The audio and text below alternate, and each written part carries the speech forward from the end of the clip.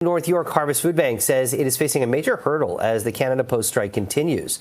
Well, the charity that supports 30,000 clients every month says that this normally is the time of year that they would be mailing letters to donors as they look to raise crucial funds.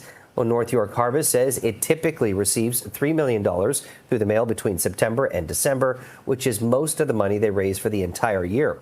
Because of the postal strike, donors can go to their website, northyorkharvest.com, to give instead. And joining us now with more on this is Natasha Bowes, North York Food Bank's Director of Development and Marketing, and with more on these obstacles and the challenges that you're facing. Thank you so much for joining us. I'm guessing timing is not great, I guess, at any time of year when the opportunity for donors to contribute to your organization is impeded. Tell us about this latest situation and how it's impacting your food bank. Absolutely. So the week before Thanksgiving, things really kind of gear up at the food bank. So many people are having food drives or mailing in donations. We had a food direct mail planned to go out on Friday, the day of the strike, and now is not able to go out. So everything is on hold. We're still kind of recovering from last year's events and trying to make sure that we have enough funds to cover the food that our community needs. We know that more than 30,000 people rely on us for food, and we need the donations to come in so that we can keep providing services to our community.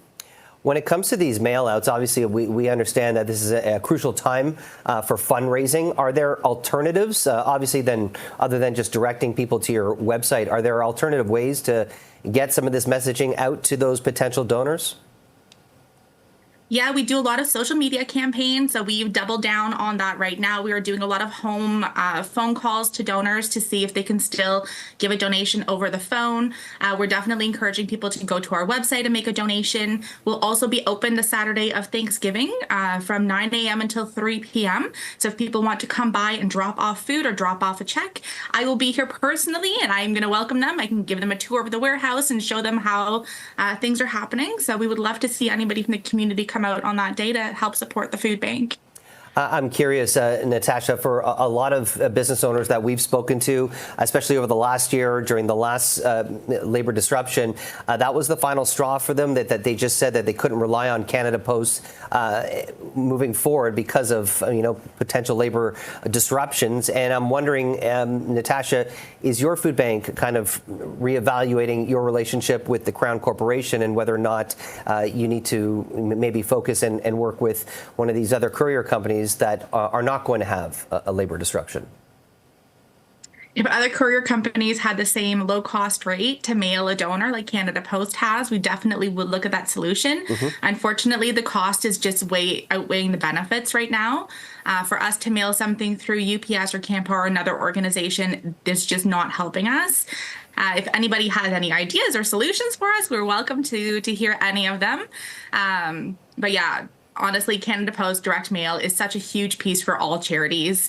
It's really a core fundraising piece. And no matter how much telemarketing we do or how much digital fundraising we do, direct mail is really holds a lot of charities' hearts and donors. It's a great way for us to get our tax receipt out, our thank you letters out, our cards.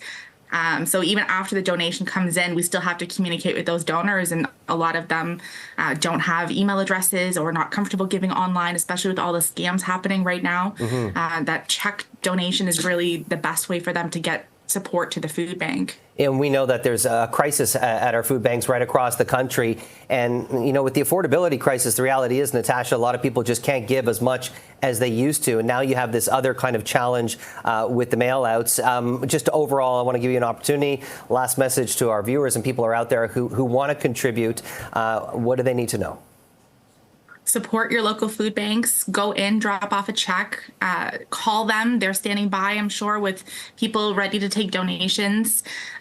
Give local, stay local, help out your neighbors. Go to northyorkharvest.com if you can afford it. If every person in Toronto donated $5, it would really help out.